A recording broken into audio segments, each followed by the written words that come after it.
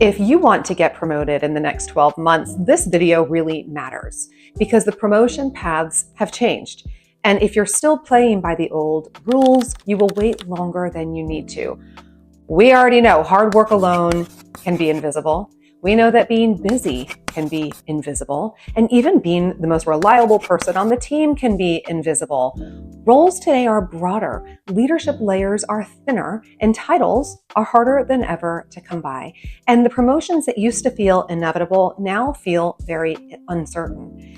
Inside organizations, the bar is higher, and that's because risk tolerance is a lot lower. Executives today cannot afford to get promotion decisions wrong. Promotions are no longer about who has paid their dues. It's about who feels the safest at the next level. When your name comes up in a room of executives, they're not asking, have they been here long enough?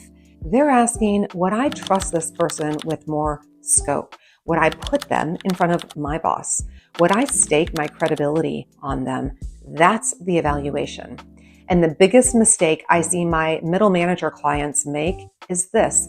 They assume that time plus consistent performance equals promotion, and that formula is very outdated. Today, the real formula is perception plus positioning plus proof. And most high performers are missing at least one of those. So I'm going to show you the 3 shifts that separate leaders who move up from the ones who stall for 3 to 5 years at least. But first, we need to address something that might be uncomfortable.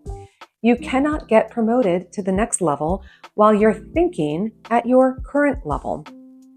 Managers focus on things like execution, task completion, responsiveness.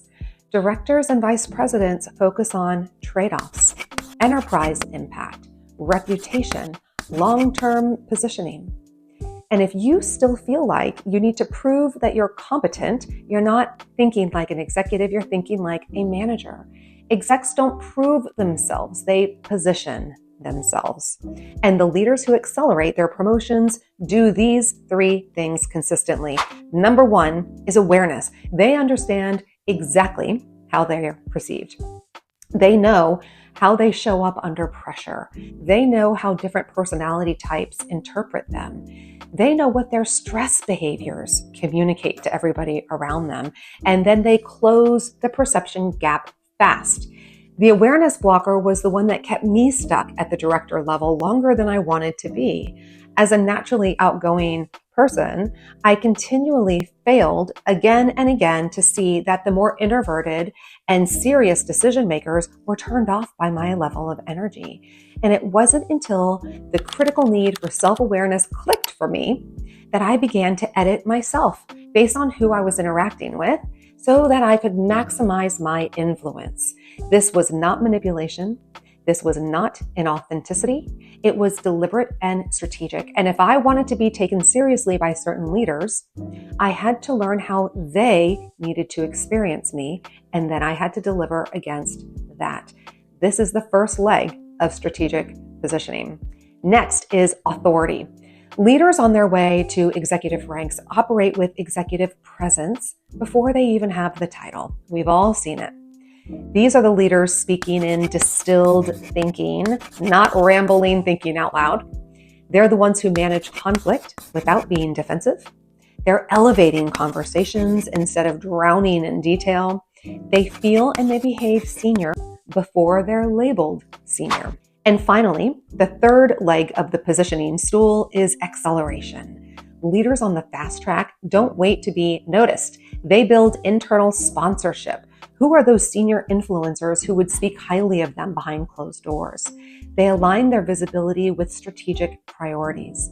They're managing up intentionally. They make their boss look brilliant. That's how your timeline to promotion will compress. And here's what happens if you don't make the shift. You continue to grind. You keep hoping that that promotion will come. You keep watching peers who are often less qualified than you move up. And eventually you start telling yourself, maybe I'm just not cut out for this. When the truth is, no one ever showed you the real criteria until now. You are not behind. You're just uninformed.